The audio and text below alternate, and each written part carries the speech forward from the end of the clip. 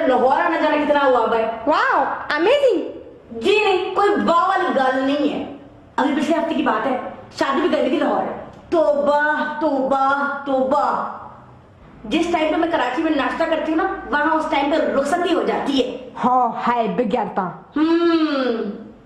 और तो और खाने में सिर्फ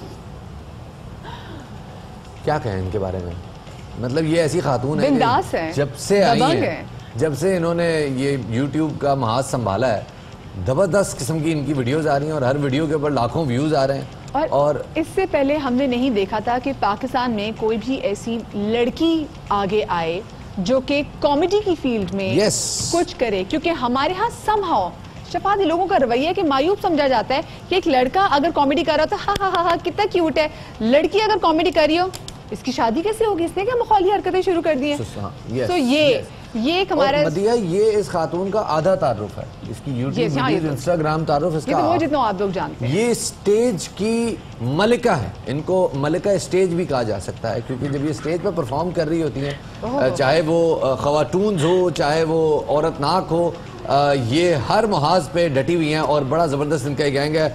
लेडीज एंड जेंटलमैन, आपके सामने पेश करते हैं फायजा सलीम। डिंग डिंग डिंग डिंग डिंग डिंग डिंग।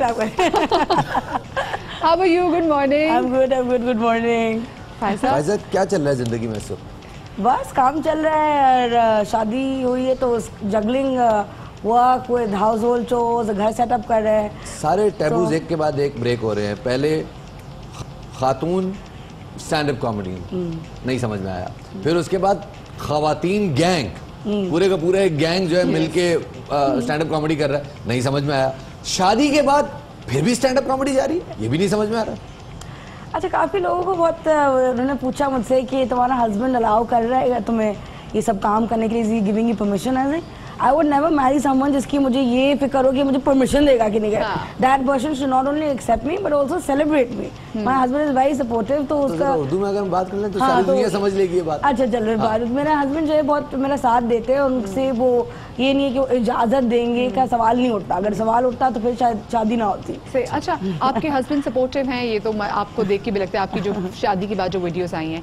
लेकिन उससे पहले मुझे फायजा ये बताना कि घर वाले कितने सपोर्टिव थे, क्योंकि ये जो कल्चर जो आपने जो शुरू किया, जो ट्रेंड शुरू किया, ये इतना ज्यादा आम नहीं था। मतलब लड़कियां नहीं सोचती थी कि ये भी फील्ड हो सकती है, मतलब इसमें भी जाके हम एक्सेल कर सकते हैं।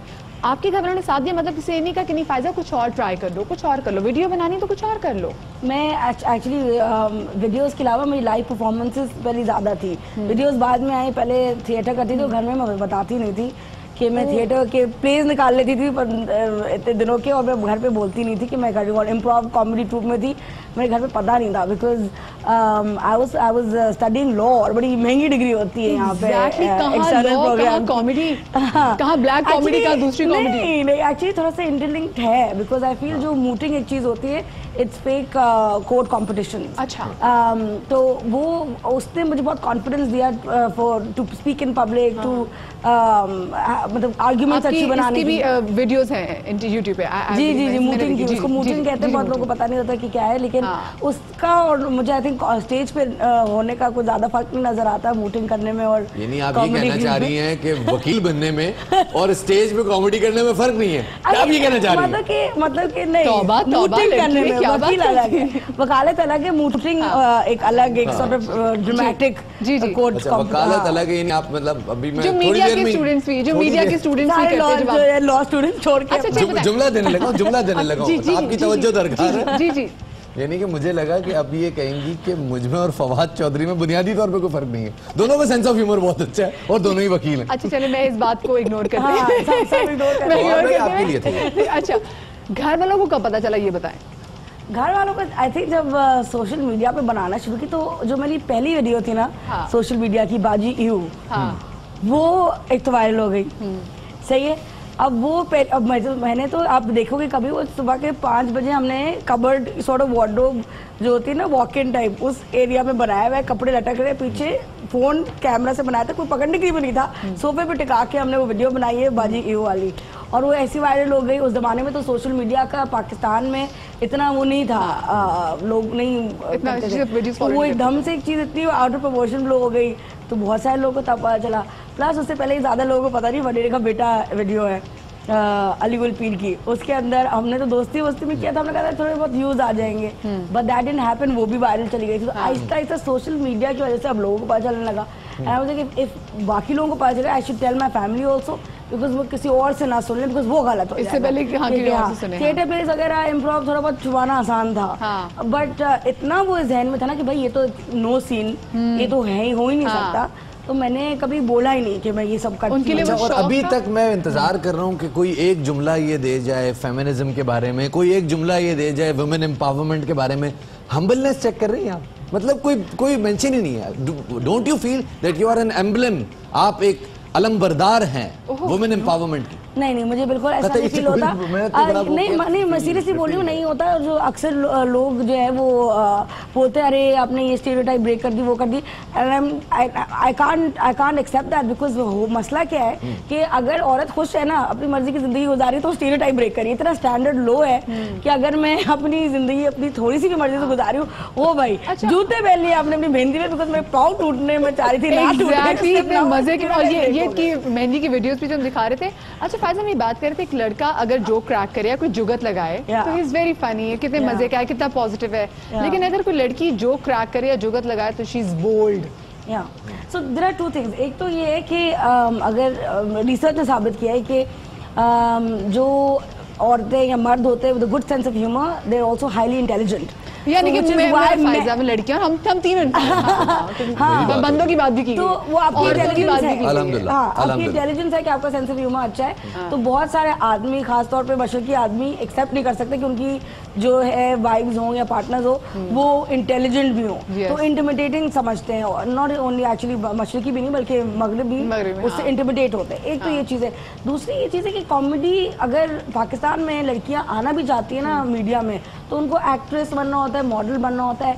इससे पहले कॉमेडी का इतना ट्रू नहीं होता। कोई नहीं सोचता कि अरे यार हम बड़ों के कॉमेडियन बनेंगे। हम भी 10 बार सोचते हैं जब हमें किसी यू नो सेलेब को बुलाना होता है, तो हम ये सोचते हैं यार ये बोल पाएंगे या नहीं बोल पाएंगे, ये एक कंसिडरेशन होती है। और कॉमेडियंस को बुलाते हैं, हमें कभी ये नहीं होता कि यार ये बोल पाएंगे या नहीं बोल पाएंगे, क्योंकि obviously they are intelligent. So it's a very good point. तो ये एक बात है। तो वो प्लस जो है वो अब कॉमेडी में आपकी जैसे बॉडी लैंग्वेज डिफरेंट होती है, ओपन होती है। आप स्टेज पे परफॉर्म करते हो, खासतौर पे स्टेज पे सबसे ज्यादा डिफिकल्टी आती है, बिकॉज वो लाइव ऑडियंस होती है उसके सामने।